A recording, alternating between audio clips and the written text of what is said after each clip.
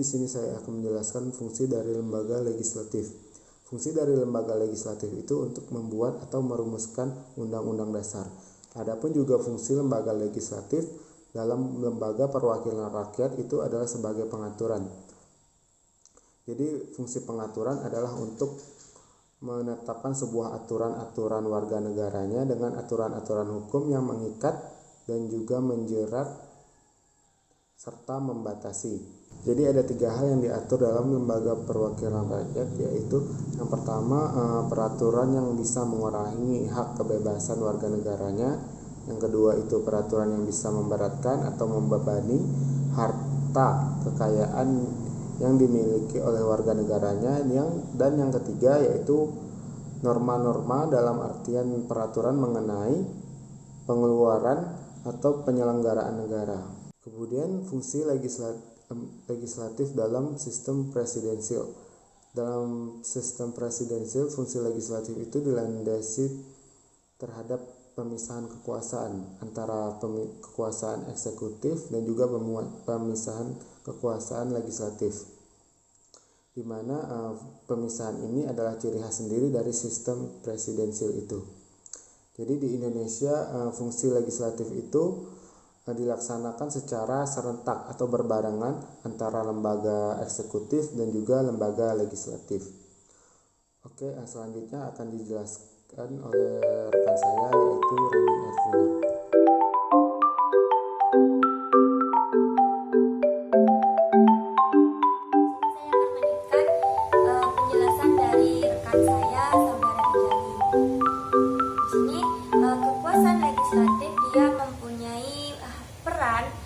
Dominan untuk melaksanakan fungsi legislatif ketimbang dengan lembaga eksekutif. Wewenang dominan itu diawali dengan proses perencanaan atau planning sampai penentuan undang-undang. Kekuasaan legislatif itu dapat atau bisa menentukan sendiri suatu undang-undang untuk mengikat atau akan mengikat masyarakat.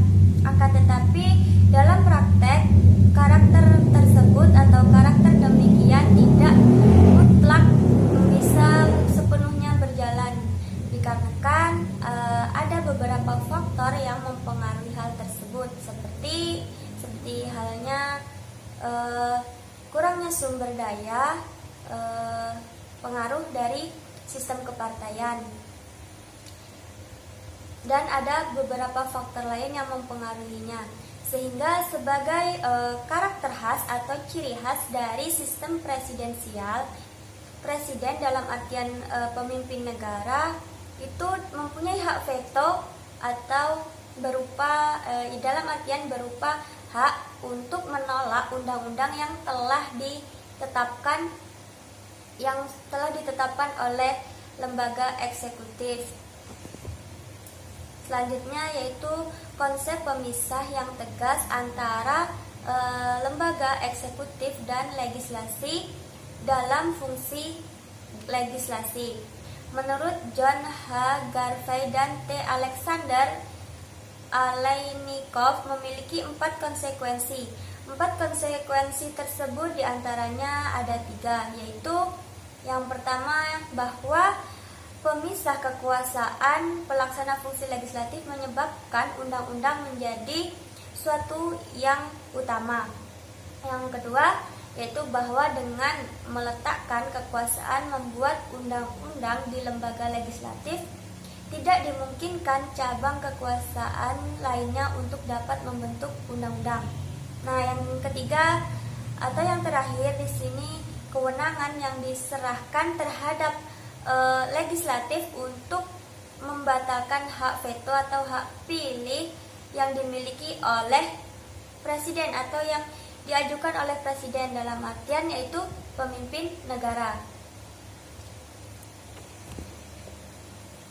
Di konteks ketatanegaraan negara Indonesia dengan sistem presidensial, jadi negara Indonesia ini dengan sistem presidensial, fungsi legislatif tetap mengacu terhadap adanya pemisah kekuasaan di antara lembaga eksekutif dan lembaga legislatif Akan tetapi itu tidak diterapkan secara mutlak.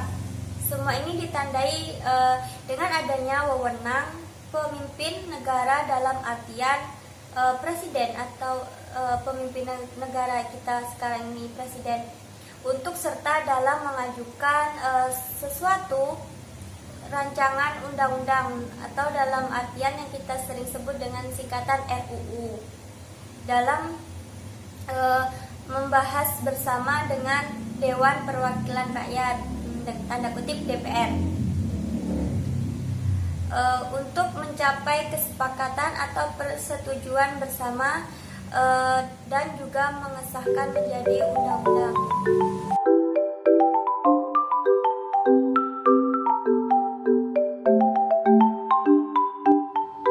Baiklah, di sini saya akan menjelaskan tentang lembaga eksekutif, yang dimana menurut Montesquieu di dalam Trias Politica terbagi menjadi 3 kekuasaan. Yang pertama ada lembaga legislatif, yang kedua ada lembaga eksekutif, dan yang ketiga ada lembaga yudikatif, di mana pada masing-masing cabang tersebut memiliki fungsi-fungsi kekuasaan yang berbeda. Menurut Maria Budiarjo, pada lembaga eksekutif dan lembaga legislatif, sistem parlementernya saling berkaitan antara satu sama lain. Eksekutif tidak akan terbentuk jika tidak adanya parlementer. Eksekutif dalam sistem parlementer biasanya dijabat oleh raja dan ratu, yang kedudukannya hanya sebagai simbolis, dan sistem pemerintahannya dijabat oleh Perdana Menteri. Berbeda halnya dengan sistem presidensial, di mana presiden yang menjabat sebagai kepala negara dan juga sebagai kepala pemerintahan. Adapun negara yang menganut sistem presidensial ialah negara Amerika Serikat, Afghanistan, Argentina, Brazil, Meksiko, Filipina, dan lain-lain. Amerika Serikat memiliki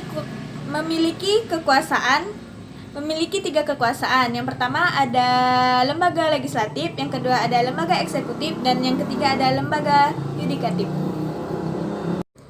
Menurut Douglas V. Fernie, ia menjelaskan bahwa karakteristik lembaga eksekutif dalam sistem parlementer dan presidensial ada 5. Yang pertama ada acara kenegaraan, yang kedua ada pembuatan kebijakan, yang ketiga ada kebijakan birokrasi, yang keempat ada kebijakan rakyat, dan yang kelima ada respon terhadap krisis. Menurut Budiarjo, bahwa fungsi eksekutif terbagi menjadi 5 bidang.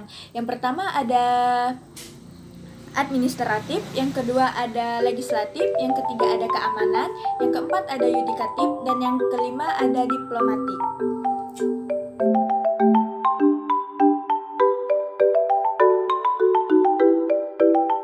Masa jabatan eksekutif. Salah satu kelebihan dari sistem presidensial adalah adanya stabilitas publik yang dibawa dengan pembatasan masa jabatan presiden. Masa jabatan presiden berbeda-beda setiap negara. Contoh, pada negara Amerika Serikat, Brazil, Nigeria, mereka memegang masa jabatan presiden selama 4 tahun dan dapat dipilih kembali pada periode berikutnya. Sedangkan negara Indonesia, masa jabatan presidennya selama 5 tahun dan dapat dipilih kembali pada periode berikutnya. Dan pada masa jabatan Perdana Menteri sangat tergantung kepada pemenang partai pemilu. Lembaga eksekutif di Indonesia. Lembaga eksekutif di Indonesia terdiri dari presiden dan wakil presiden. Berdasarkan Undang-Undang Dasar 1945 pada ayat pasal 4 ayat 1 bahwa presiden memegang kekuasaan pemerintahan. Di sini presiden dan wakil presiden langsung dipilih oleh rakyatnya. Presiden dan wakil presiden menjabat selama 5 tahun dan akan dapat dipilih kembali 1 kali pada masa jabatan berikutnya. Adapun 3 kewenangan eksekutif di Indonesia yaitu pertama, presiden merupakan pusat kekuasaan pemerintahan, pasal 4 ayat 1.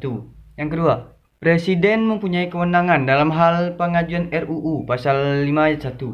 Yang ketiga, presiden membuat peraturan pemerintahan, pasal 5 ayat 2. Adapun presiden dalam melaksanakan ataupun menjalankan kewenangannya yang selain berhubungan dengan lembaga negara, yang antara lain merupakan lembaga legislatif dan lembaga eksekutif. Hal ini merupakan sebagai bentuk pelaksanaan mekanisme check and balance. Sekian dan terima kasih.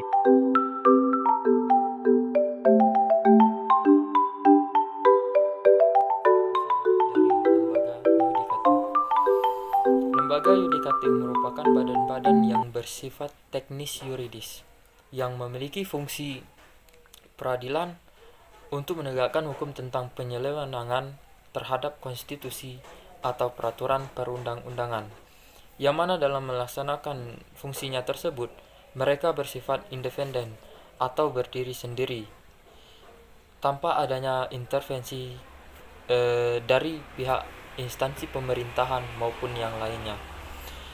Di negara demokratis lainnya yang menyangkut tentang penegakan hukum, mereka berlandaskan dengan dua sistem. Yang pertama yaitu sistem common law. Sistem common law ini merupakan penegakan hukum berdasarkan dua sumber. Yang pertama yaitu keputusan hakim terdahulu, yang kedua tentang undang-undang yang telah ditetapkan, yang mana hasil akhirnya akan mendapatkan kesempurnaan karena banyaknya referensi yang digunakan. Yang kedua yaitu civil law. Beda halnya dengan common law tadi, civil law hanya berpegang kepada undang-undang sebagai pedoman tentang sumber hukum satu-satunya.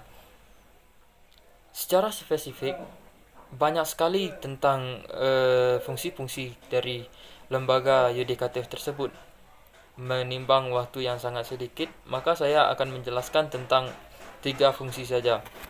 Yang pertama yaitu tentang hukum sipil. Hukum sipil ini berkaitan tentang perkawinan, hak asuh anak, dan pembagian warisan, yang mana dalam penyelesaian mengenai kasus ini akan dilimpahkan kepada pengadilan negeri yang terdapat di kabupaten kota. Terkhususnya untuk umat Muslim yang ada di Indonesia, maka permasalahan ini akan dilimpahkan kepada pengadilan agama. Yang kedua yaitu hukum konstitusi, yang mana jika terdapat masalah mengenai individu atau instansi pemerintahan yang berkaitan tentang penetapan hasil akhir dari undang-undang atau konstitusi, yang mana mengakibatkan salah satu individu atau instansi pemerintahan tidak puas dengan hasil akhir tersebut. Contohnya saja tentang pemilu kada.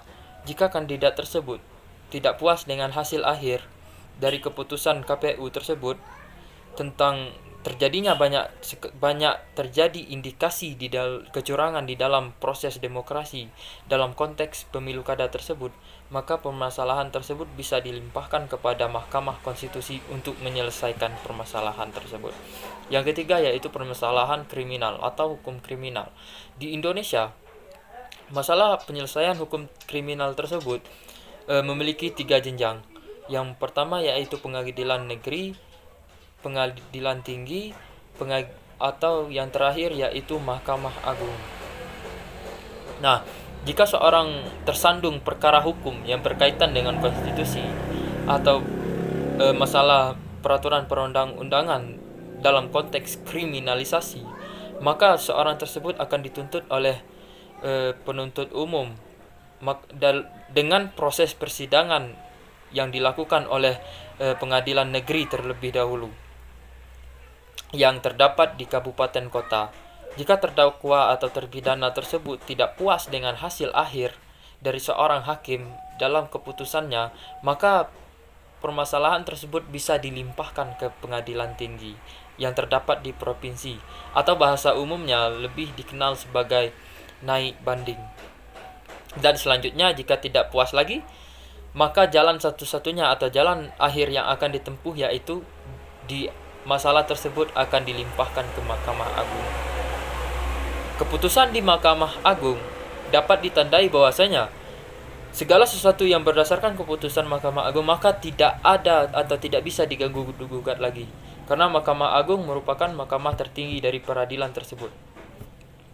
Nah, berdasarkan uraian-uraian di atas tadi, maka dapat kita simpulkan bahwasanya fungsi dari lembaga yudikatif tersebut merupakan untuk menerangkan kembali isi dari undang-undang dan menegakkan peradilan berdasarkan pelanggaran dari individu atau instansi pemerintahan yang menyangkut masalah konstitusi atau peraturan perundang-undangan yang dilaksanakan secara independen atau berdiri sendiri tanpa intervensi campur tangan dari pihak lain, yang bertujuan untuk agar terciptanya cita-cita dari sila kelima yang berbunyi keadilan sosial bagi seluruh rakyat Indonesia. Nah, lembaga yudikatif ini dalam pelaksanaannya juga terbagi menjadi 3, yaitu ada Mahkamah Agung, Mahkamah Konstitusi, dan Komisi Yudisial.